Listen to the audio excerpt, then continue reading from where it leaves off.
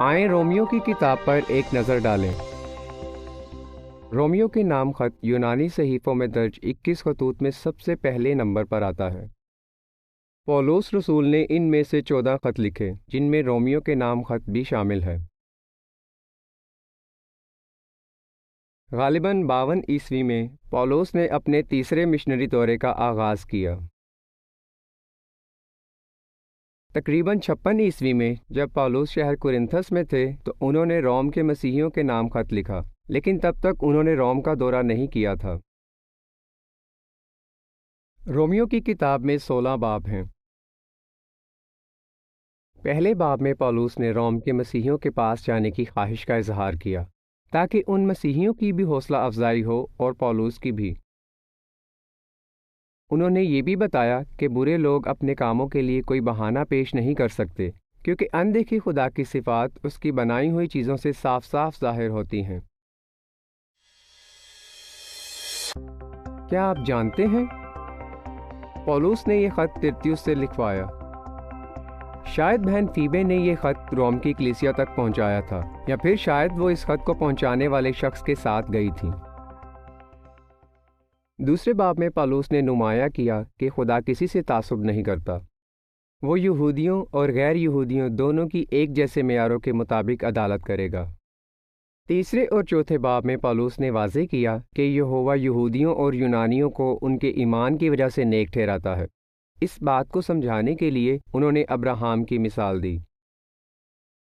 حالانکہ ابراہام موسیٰ کو شریعت ملنے اور یسوع کے قربانی دینے سے سینکڑوں سال پہلے زمین پر رہتے تھے، لیکن پھر بھی خدا نے ابراہام کو ان کے مضبوط ایمان کی بنا پر نیک قرار دیا۔ پانچویں اور چھٹے باب میں پولس نے بتایا کہ آدم نے خدا کے خلاف گناہ کیا، جس کے نتیجے میں تمام انسانوں کو گناہ اور موت ورثے میں ملی۔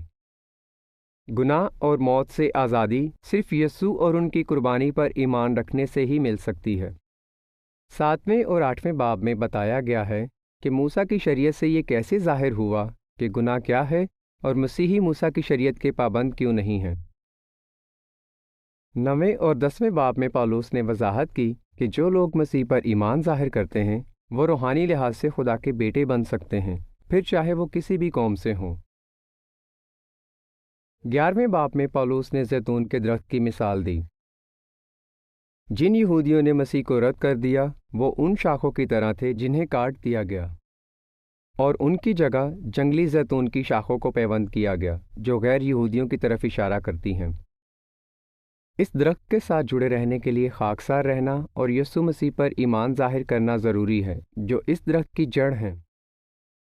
12ویں اور 13ویں باب میں پولس نے مسیحیوں کو نصیحت کی کہ وہ سب کے ساتھ صلح سے رہیں، ایک دوسرے سے پیار کریں اور حاکموں کا احترام کریں۔ 14ویں اور 15ویں باب میں پولس نے مسیحیوں کو تاکید کی کہ وہ ایک دوسرے پر نکتہ چینی کرنے کی بجائے ان مسیحیوں کی مدد کریں جن کا ایمان کمزور ہے۔ 16ویں باب میں پولس نے اس خط کا اختتام حوصلہ افزا الفاظ سے کیا اور 26 بہن بھائیوں کو نام بنام سلام کہا۔ رومیو کے نام خط کو پڑھتے وقت غور کریں کہ خدا تمام لوگوں کے ساتھ تعصب کیے بغیر کیسے پیش آتا ہے، مسیحی دوسروں کے ساتھ صلح سے کیسے رہ سکتے ہیں، اور صرف خدا کی بادشاہت کے بادشاہ یسوع پر ایمان رکھنے سے گناہ اور موت سے آزادی کیسے ممکن ہے۔